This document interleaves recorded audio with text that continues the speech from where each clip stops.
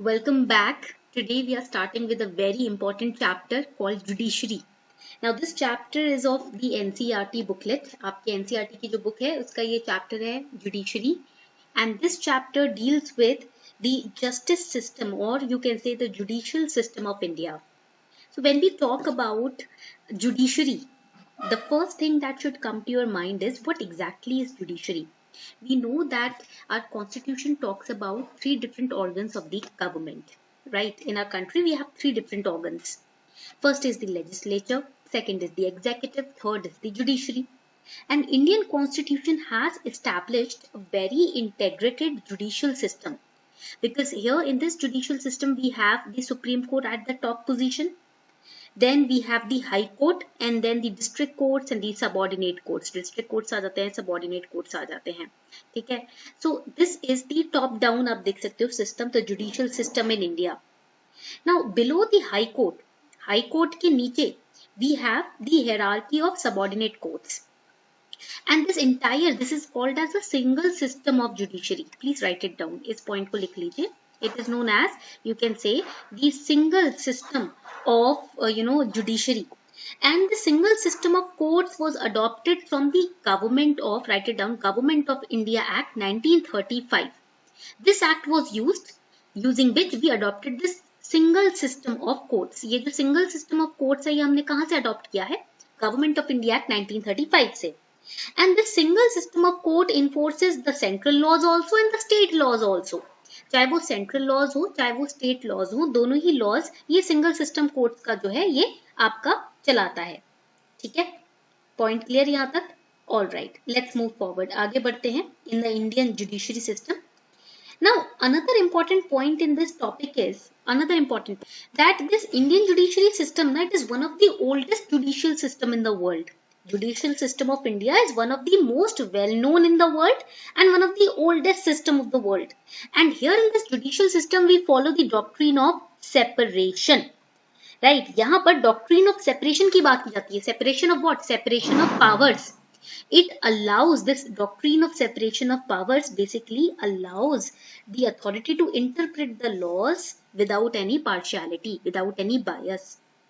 So the judiciary does not just create statutory laws for the country, but it interprets the laws also. It applies those laws also. ऐसा नहीं हमारे judiciary system सिर्फ law बनाता है बैठकर, नहीं, उस law को, constitution को interpret भी करता है.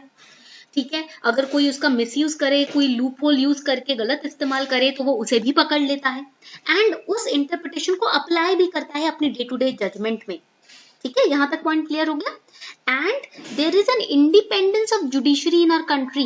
Independence of judiciary means that executive and legislative branches of government, they do not interfere with judiciary's ability to function. Okay, the other organs accept the judiciary's ruling, the decisions, and they do not interfere with it. So it also applies that judges are free to carry out their duties without any fear of domination.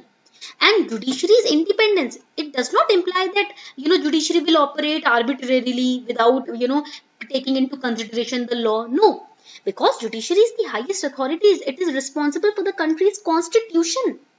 There are so many clauses in the constitution that guarantees judiciary's independence, that guarantees that judiciary's independence will be protected, will be preserved. All right, so these were the basic points about judiciary. Now let us understand further. We know that judiciary looks after the disputes in the nation.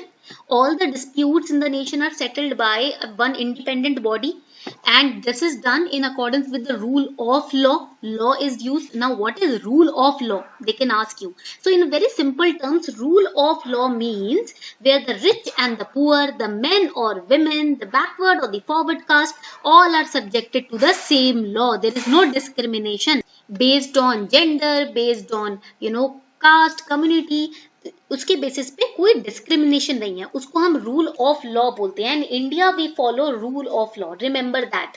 Okay, so rule of law in essence means that no man can be arrested, punished, or can be lawfully made to suffer, right, due to the process of law and for breach of a law established in the ordinary legal manner.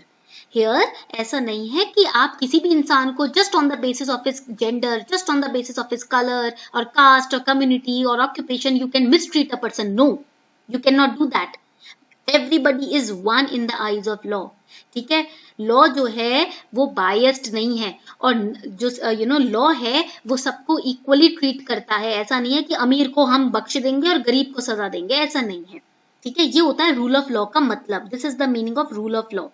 So rule of law has basic three kinds of principles. First is absence of arbitrary power. That means just on the basis of your own desires you cannot make a judgment, right? So there is supremacy of law. First principle of rule of law is, write it down, supremacy of law. Law is above all. Second principle of rule of law is, second principle हो जाएगा equality before law. Law से पहले equality होगी. ठीक है, no one is above law, law से ऊपर कोई नहीं है. And third will be predominance, write it down, predominance of legal spirit. This is the third important point. Legal spirit in all the judgments, in all the decisions of the Supreme Court, it will be taken keeping in mind the law, the legalities. Arbitrary decisions will not be taken. Okay? And this concept of rule of law was given by a constitutional expert called A.V. Dicey. A.V. Dicey ने इस concept को हमको दिया था. ये point आपको याद रखना है. This is important for prelims also. All right? Point clear हो गया यहाँ तक? This is subordinate courts. Okay? Now ये points आपके बहुत important है. Now the very important and principal role of judiciary is to protect rule of law. First, principal role is to protect rule of law, which was given by A.V. Dicey, which means that everybody is equal in the eyes of law. And second is to ensure the supremacy of law, to make sure that law is supreme. Law is not, dominated, or law is not suppressed. तो law की supremacy को ensure करना और rule of law को protect करना, ये दो principal roles होते हैं जुडिशरी के. तो judiciary safeguards the rights of individuals, of your rights, and it settles the disputes in accordance with the law. It ensures that democracy is not basically leading to dictatorship or getting converted into dictatorship. And for that we need to make sure that independence of judiciary is maintained in a country. अगर आप चाहते हो कि judiciary rule of law को maintain करे, law की supremacy को बनाए रखे, तो आपको ये भी मेक श्योर करना पड़ेगा कि उसकी इंडिपेंडेंस को कोई हानि ना पहुंचे. Right? So that is why there are other organs of the government who are restrained from interfering in the functioning of judiciary. That is why there is a separation of power and a system of checks and balances which is existent in our democracy. हमारे nation में checks and balances का system है, और हमारे nation में आपके यहाँ पर हमने पॉइंट पढ़ा था over here. I just show you the point. Yes, separation of powers. ठीक है, सेपरेशन ऑफ पावर्स का भी सिस्टम है ताकि जुडिशरी के वर्किंग में कोई इंटरफेयर ना करे. And another important point to maintain independence of judiciary is to make sure that जजेस are able to perform their functions without any fear or without any favour. So independence of judiciary does not mean that judiciary can act, without any accountability, without any responsibility, with arbitrariness. No, it means that judiciary is able to perform their functions in accordance with the provisions of the constitution and in accordance with the laws as well. Okay. Before we move ahead, here's a very quick announcement for all of you. अगर आप UPSC की तैयारी करना चाह रहे हैं, if you are, willing to prepare for UPSC, and if you want to get excellent guidance and mentorship in your preparation, you have doubts which you want to be cleared. अगर आप चाह रहे हो कि एक डिसिप्लिन में आप strategy के साथ, टाइम टेबल के साथ पढ़ो, कुछ ऐसे एजुकेटर्स के साथ पढ़ो जो आपके डाउट जब आप चाहो तब क्लियर कर सके. So for that, Unacademy is providing this very wonderful offer right now, Unacademy Unlock, where in this offer Unacademy is providing 20% discount on all the UPSC CSE subscription. UPSC का ना combo subscription Unacademy provides. In combo you get the classes for prelims also, mains also, optional also, along with test series, answer writing sessions, doubt clearing sessions. You will get 20 printed books as well. आपको printed books भी मिलेंगी which will cover entire syllabus along with previous year questions, current affairs, and everything at just 55,000 rupees. 55,000 सारी तैयारी pre से लेकर optional तक की सारी तैयारी यहाँ पर अनअकैडमी आपको करवा रहा है। एंड इसके ऊपर भी you are going to get 10% discount if you use my code अर्पिता10। अगर आप ये कोड यूज करते हो अर्पिता10 ARPITA10, then you'll get 10% का discount also on Unacademy Plus. So this offer is valid only till 29th July. Make sure that you subscribe to this offer today. Now we know that the judiciary is accountable to the constitution, to the democratic traditions and then to the people of the country. That you have to remember. ये point आपको यहाँ पर याद रखना है कि judiciary किसके प्रति अकाउंटेबल है, जवाबदेह है, कॉन्स्टिट्यूशन के प्रति, डेमोक्रेटिक ट्रेडिशंस के प्रति, जो भी इलेक्शंस होते हैं, जो भी जजमेंट्स होती हैं, एंड लोगों के प्रति. Okay, and legislature is not involved in the process of appointment of judges. That is another important point. As I told you that independence of judiciary has to be maintained. That means legislature is not involved in the procedure of appointing the judges, or else you will see biasness or partiality. So to avoid that, legislature is not involved. Now to be appointed as a judge, a person must have experience as lawyer and must be well versed in law. Because if you have the experience of law, of being a lawyer, of studying law, then in that case your decision making ability will not be obstructed with anything else. जब law की पकड़ आपको होती है, law की समझ आपको होती है, तो आपके डिसीजन मेकिंग पावर को कोई डिस्टर्ब नहीं कर सकता. एंड द जज has a fixed tenure, so there is a security of tenure also with the जजेस. That you have to remember. Now judiciary, we have studied the independence of judiciary. We know that judiciary is not independent on executive or legislature. Same applies to the financial dependency also. Judiciary is not financially dependent on executive or legislature. That you have to remember. Alright, point clear हो गया यहाँ तक? So in the appointment of judges, we need to understand that over the years a convention had developed that the only senior most judge of Supreme Court will be appointed as Chief Justice of India. But even this convention was broken twice, once in 1973 and once in 1975. Now, in 1973, A.N. Ray was appointed as CJI and he was younger. He had 3 senior most judges above him, but still he was appointed. In 1975, Justice M.H. Begg was appointed. He superseded Justice H.R. Khanna. So, basically over here, we need to understand that it makes a very huge difference as to who serves in the Supreme Court and High Court. Because if an incompetent person is made to become the Chief Justice of India or the Chief Justice of High Court, in that case the interpretation of law may be negatively impacted. अगर आप किसी incompetent इंसान को Supreme Court का Chief Justice या High Court का Chief Justice बना देते हो, तो Constitution का interpretation, law का interpretation उसमें गड़बड़ हो जाती है. अगर उसमें गड़बड़ हो गई तो पूरा आपके डेमोक्रेसी का बेसिस जो है वही हिल जाएगा. And final, the other judges of Supreme Court and High Court, they are appointed by President after consulting the Chief Justice of India. This is also another important point. Chief Justice of India से consult करने के बाद President Supreme Court और High Court के judges को appoint करता है. And here the final decisions in the matter of appointment are with the Council of Ministers. So this issue came up before the Supreme Court that finally, the Council of Ministers is having, as the predominant say in the appointment of judges. That is not correct. ये जब हुआ करता था हमारे country में appointment का procedure supreme court के high court के चीफ जस्टिस का, उसमें ये होता था कि प्रेसिडेंट सीजीआई से कंसल्ट करने के बाद काउंसिल ऑफ मिनिस्टर के फाइनल डिसीजन के बाद ही चीफ जस्टिस को अपॉइंट करेगा. यानी कि काउंसिल ऑफ मिनिस्टर्स के डिसीजन को लिया जा रहा है यहाँ पर. So here the court felt role of chief justice is just consultative. That is wrong. ये तो गलत है, ये तो डिग्रेडिंग हो गई पोजीशन का. सीजीआई का रोल सिर्फ कंसल्टेटिव रोल है, ऐसे तो होना नहीं चाहिए. And that is why Supreme Court came up with a solution. Supreme Court said there should be principle of collegiality in the recommendation or appointment of Supreme Court Chief Justice or the other judges and High Court judges and High Court Chief Justice. And that is why we read about or study about the collegium system. आप collegium system देखते होगे, right? पढ़ते होगे newspaper में. तो Chief Justice of India के position को सिर्फ कंसल्टेटिव ना रखा जाए, उसको एक इम्पोर्टेंट पोजीशन मानकर अपॉइंटमेंट और रिकमेंडेशन में शामिल किया जाए, इसीलिए ये प्रिंसिपल ऑफ कोलेजियलिटी यूज किया जाने लगा. Supreme Court and Council of Ministers, they play a very important role. We know that.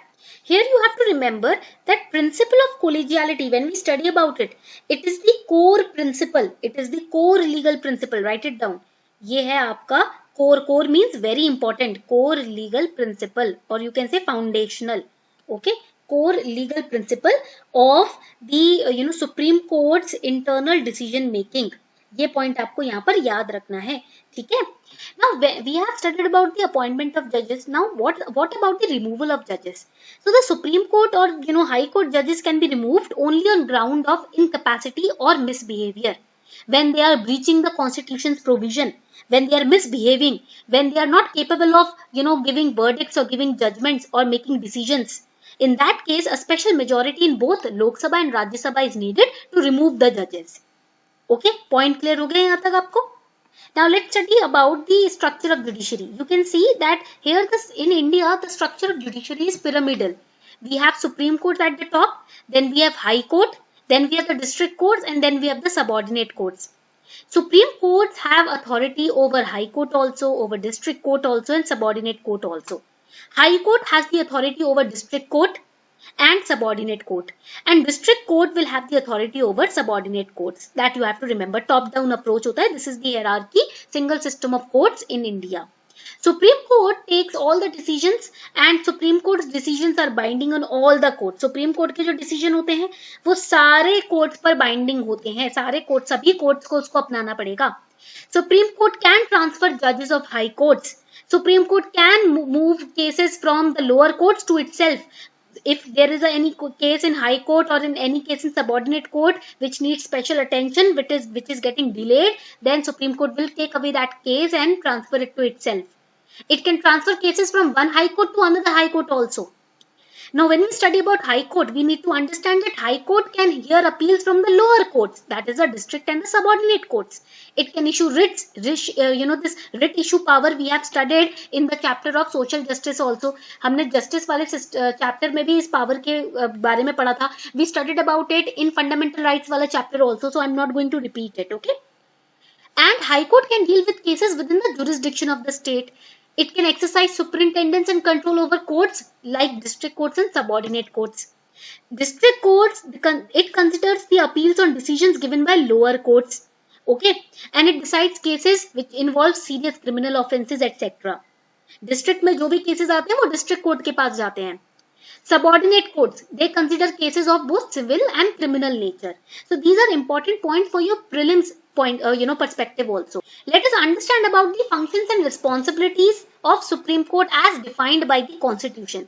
We know that functions within the limitations, the Supreme Court exercises its functions within the limitations which are imposed by Constitution. It cannot function arbitrarily. All right. So Supreme Court original function of this particular court is that it settles the disputes between union and state and among different states. Union और state के बीच में difference हो या दो states के बीच में कोई dispute हो तो Supreme Court उसे handle करता है. It also tries the appeals from lower courts in civil and criminal and constitutional cases. Now, one important thing is that subordinate courts, only look after the civil and criminal cases. Constitutional cases इतने ज़्यादा subordinate courts के पास नहीं आते हैं, वो Supreme Court और High Court के पास जाते हैं. And Supreme Court, exercises three kinds of functions: original function, appellate function, and advisory function. We have studied these two. The advisory function is that Supreme Court gives advices to the President on those matters which are important from the public perspective, citizens' perspective. Supreme Court can issue writs also. Supreme Court has special powers as well. It can grant special leave to an appeal from any judgment or matter which is passed by any court in the territory of India. Okay. So we can say that Supreme Court establishes itself as an umpire in all the disputes regarding federal matters, regarding union or state or amongst the states. जितने भी federal matters हैं उन सब के ऊपर umpire का काम supreme court करता है. It alone has the power to deal with such kind of cases which involves disputes and interpretation of powers. Okay, मान लो यूनियन गवर्नमेंट स्टेट गवर्नमेंट की पावर्स को इंटरप्रेट करने का मैटर आया है कि what kind of power they can exercise. Supreme court will decide that. If any kind of dispute is happening between union and state or different states, then Supreme Court has to settle the dispute. Okay. Then Supreme Court also performs the advisory jurisdiction. The President of India can refer any matter that is of public importance on which President needs guidance to the Supreme Court. Okay. Supreme Court is not bound to give advice on such matters, and the President is also not bound to accept such an advice. So the question is, what is the use of advisory power of Supreme Court? If Supreme Court is not bound to give advice and President is not bound to accept it, then what is the utility of this kind of jurisdiction? Simple meaning यही हो गया ना कि भाई supreme court जरूरी नहीं है कि बाध्य है कि वो उस तरीके की एडवाइस दे या प्रेसिडेंट बाध्य है कि उस एडवाइस को यूज करे, तो फिर फायदा क्या हुआ इसका? But the utility is twofold. What is the utility of this advisory jurisdiction? First is that it allows the government to seek legal opinion. If in case there is a matter of importance and government is not, clear ki what kind of decision we should take, then government will look up to Supreme Court. And it is just written that President is not bound to accept the advice, or Supreme Court is, it is not bound to give the advice. But in reality, if the President or the government is in confusion, they approach the Supreme Court for help. If the Supreme Court sees that the President and government are not taking the correct decision, then Supreme Court steps in, offers its advice. Okay. And second is that the government can make suitable changes in its actions and legislations in light of Supreme Court's advice also. If government is not willing to accept the advice completely, then it can make necessary changes in its, legislations or actions according to the advice of Supreme Court. Decisions made by Supreme Court are binding on all the other courts within the territory of India, but not binding on the President. Supreme Court, the advice of Supreme Court is not binding, but the decision is binding. That you have to remember. Now, another important concept when it comes to the powers of Supreme Court is judicial activism. What is judicial activism? There is a separate chapter on judicial review and judicial activism in the M. Lakshmikant book of Indian polity. Judicial activism signifies proactive role of judiciary in protecting the rights of the citizens. It was, first developed in USA. पहली बार ये USA में ही originate हुआ था. This term was given by historian Arthur Schlesinger in 1947. And was developed and originated in USA. And in India, its foundations were laid down by Justice V.R. Krishna Iyer, P.N. Bhagwati, O. Chinnappa Reddy, and Justice D.A. Desai. ये आपको point याद रखना है prelims के लिए. These are important points for prelims. So what exactly is judicial activism? Let us understand. पहले ये समझ लेते हैं कि judicial activism का ना मतलब क्या होता है. Because if we understand the meaning, then we'll understand the concept.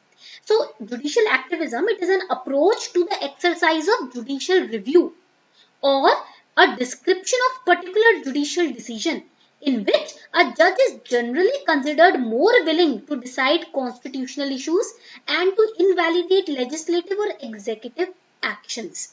So basically you can say it is write it down, it is an exercise of the power of judicial review to set aside government acts. To set aside government acts. कोई government act जो आपको लग रहा है, जजेस को लग रहा है कि भाई सही नहीं है, तो जुडिशियल रिव्यू का पावर यूज करके आप उस गवर्नमेंट एक्ट को साइड में रख सकते हो. ये होता है judicial activism. Alright, for example I give you an example also. Right, this judicial activism it started when Allahabad high court rejected the candidature of Indira Gandhi in 1973. Okay, तो यहाँ पर इलाहाबाद के हाई कोर्ट ने इंदिरा गांधी जी के कैंडिडेचर को रिजेक्ट कर दिया था. कैसे? जुडिशियल एक्टिविज्म के पावर से. So in layman's term, judicial activism means rulings of the court based on political and personal rationale and prudence of the judges presiding over the issue. It is a legal term referring to the court rulings which are based in part or in full on the political or personal factors of the judge. Okay, point clear? All right. And judicial activism has, you can say evolved through the process of judicial review only. Okay, now the question is, ma'am, we have understood judicial activism, that the Supreme Court is exercising its power to basically set aside government acts or government's actions. So what exactly is judicial review? Judicial review is the power of the court to consider the constitutionality of acts or the organs of government. Judicial review के through the Supreme Court or High Court can declare any act or any principle of the Constitution as unconstitutional or violative in nature. Government का कोई भी act या कोई भी action judicial review के through judges जो हैं unconstitutional या violative करार कर सकते हैं, because judicial review means looking at each and every act or legislation or power of the government or function of the government through the prism of the Constitution. Okay, and in India, Supreme Court and High Court are vested with the power to examine the constitutionality of any law. This you have to remember. If such a law is found to be inconsistent with the provision of Constitution, then using judicial activism through the process of judicial review, the court can prove it as unconstitutional. So judicial review is a process. The final action is judicial activism. Okay. Now there is another controversy in regard to the supremacy between parliament and Supreme Court, because parliament is making the laws, right, and implementing the laws. So here there is controversy, who is superior, parliament is superior or Supreme Court is superior, and this controversy can disturb the delicate principle of separation of powers and checks and balances. So judicial activism has had a manifold impact on political system, and it has even democratized the judicial system, right हमारे India के judicial system को democratise भी किया है judicial activism ने, right? But it has forced executive accountability. It has made an attempt to make the electoral system much more free and fair. Why it has forced executive accountability? By asking questions to each and every action or legislation passed by the government. So there is, however, a negative side to this particular judicial activism concept. In the first place, it has overburdened the courts. Why? Because now, using judicial activism, the courts have to go through each and every legislation, each and every activity of the government. There will be number of cases because there are so many PILs which are filed every year in the court, questioning government's authority, government's functions, government's power, and using judicial activism, courts have to look into that. So that has overburdened the courts. Secondly, judicial activism has blurred the line of distinction between executive and legislature, because on the one hand, the parliament is forming laws and taking actions, passing policies and acts for the citizens, and on the other hand, the citizens are filing PILs, and judiciary has to go through the PIL and has to again overlook the acts and the programs and policies passed by the parliament. So it causes delay in decision making also, plus it also blurs the line between parliament and Supreme Courts. Point clear हो गया? होता क्या है कि PILs file करके citizens government के हर act, हर policy, हर programme को question करते हैं, और जब PIL फाइल हुई है तो कोर्ट को इसमें देखना भी पड़ेगा, जुडिशियल एक्टिविज्म का पावर यूज करके कोर्ट को हर एक्ट, हर प्रोग्राम को स्क्रूटनाइज करना पड़ेगा. तो पार्लियामेंट और यहाँ पर जुडिशरी, उनकी सुप्रीमेसी के बीच की जो लाइन है वो ब्लर होती जा रही है. समझ ही नहीं आता कि फिर सुप्रीम कौन हुआ, जुडिशरी हुई कि पार्लियामेंट हुई. Okay, this is the controversy which has been in news since so many years. Now let us understand judicial review, right, in a very depth, in an in-depth manner. So हम judicial review की जब बात करते हैं, we know that it is a type of court proceeding. I told you that it's a process. It's a type of court proceeding in which judge reviews the lawfulness or constitutionality of a decision or action made by a public body. एक public body या कोई भी organization जो भी action लेता है, ठीक है, उस एक्शन का जो कॉन्स्टिट्यूशनल प्रोविजंस के हिसाब से कितनी वैलिडिटी है, ये चेक करने की पावर होती है जुडिशियल रिव्यू. ये पूरा प्रोसीजर होता है जिसके थ्रू जजेस ये देखते हैं कि ये जो एक्शन गवर्नमेंट ले रही है ये कितनी कॉन्स्टिट्यूशनल है, कितनी लॉफुल है. In other words you can say judicial reviews are a challenge to the way in which decision has been made. Okay, point clear? And there are two kinds of things which are tested in judicial review. First is the procedure established by law. It means that a law enacted by legislature or the concerned body is valid only if the correct procedure has been followed. If correct procedure has not been followed, then the judges using judicial review can call that or term that law as incompetent or void or invalid. Second is due process of law. It is a doctrine that not only checks if there is a law to deprive the life and personal liberty of a person, but also ensures that the law is made fair and just. All right. So basically, if during by passing that particular act or policy or a program, the government has followed the due procedure of law or not, and if that law has been established, if that particular act has been established by law or not, these two things are tested in the procedure of judicial review. And India over here follows the procedure established by law. India is procedure ko follow karta hai. So in India, judicial review is tested through this procedure, through this particular principle. Okay? In other countries, due process of law is also followed. Okay. Now, आगे बढ़ते हुए, we have to remember that judicial review is considered as the basic structure of the constitution, and we know that judges of Supreme Court have ruled out, passed this ruling that the basic structure of the constitution should never be disturbed. Okay, so in the Indira Gandhi versus Raj Narayan case, it was given the verdict that judicial review is considered as a basic structure. You cannot disturb it. It is also called the interpretational and observer roles of the Indian judiciary. That you have to remember. Hence, judicial review is very important for maintaining the supremacy of not the judiciary or not the parliament, but the constitution.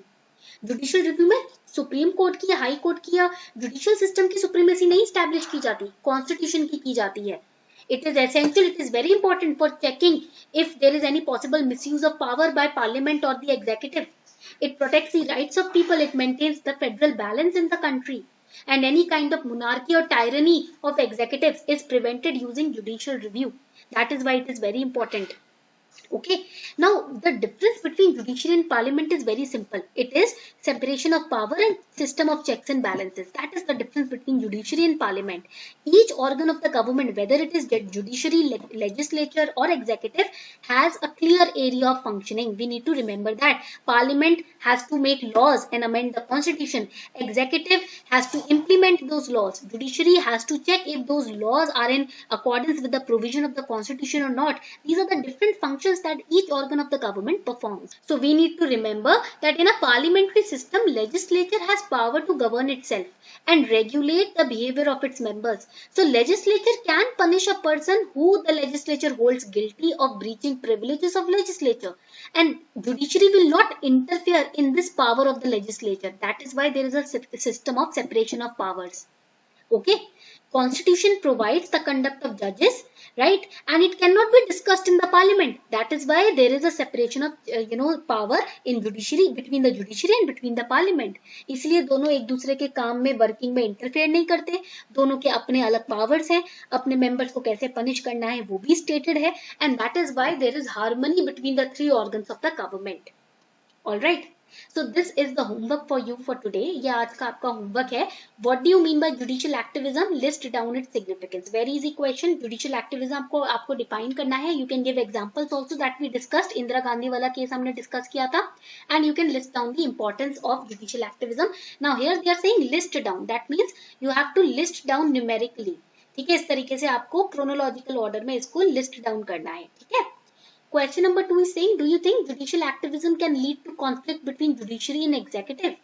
Why? अगर आपका answer yes है, explain your answer. If it is no, explain your answer. क्या आपको लगता है judicial activism judiciary और executive के बीच में conflict ला सकता है? अगर हाँ तो क्यों? अगर ना तो क्यों? मैंने आपको बताया है difference between parliament and judiciary, the blurring of the lines, that you have to explain. Third question, what are the different provisions in the constitution in order to make independence of judiciary? So here the different provisions are separation of power, system of checks and balances, and these 3 points that we studied in the beginning of the lecture. Okay, ये point आपको समझाने हैं. So here the first provision will be, पहला provision क्या होगा? That write it down, that the conduct of judges cannot be discussed in parliament. Parliament में जजेस का कंडक्ट डिस्कस नहीं किया जाएगा. This over here, this is the first provision through which independence of judiciary can be maintained. Second provision is that the legislature is not involved in the process of appointment of judges. ठीक है, principle of collegiality that we studied previously. Okay, and third provision will be that the judges have fixed tenure. ये हमने starting में पढ़ा था. Fixed tenure which ensures that the judges can work fearlessly. Point clear हुआ? This is the third important provision that you need to remember. Okay, then another fourth provision will be, fourth provision क्या होगा? That the removal of judges of Supreme Court and High Court is extremely difficult. Okay, it is not easy, not very easily you cannot remove the judges. They can be removed only on grounds of incapacity or violation of constitution, not any other ground. Okay, then we know that the authority of judges protects them from any unfair criticism, and judiciary can penalize those who are guilty of contempt of court. So these are the provisions through which independence of judiciary can be maintained. Now, fourth question is write a short note. This is note, okay? Note on your understanding of this chapter. So you have to summarize this chapter, what you have studied and understood in 2 pages. 10 marks means 2 pages. आपको आपके words में इस chapter में आपने जो भी पढ़ा है उसको summarize करना है. This question will test your writing ability. This question will test how much you have understood, how much you have learned and retained by going through the chapter. Very important question. So this was your chapter on judiciary. ये था आपका पूरा chapter judiciary के ऊपर. I hope you enjoyed this lecture. If you have any doubts, you can ask me in the comment section.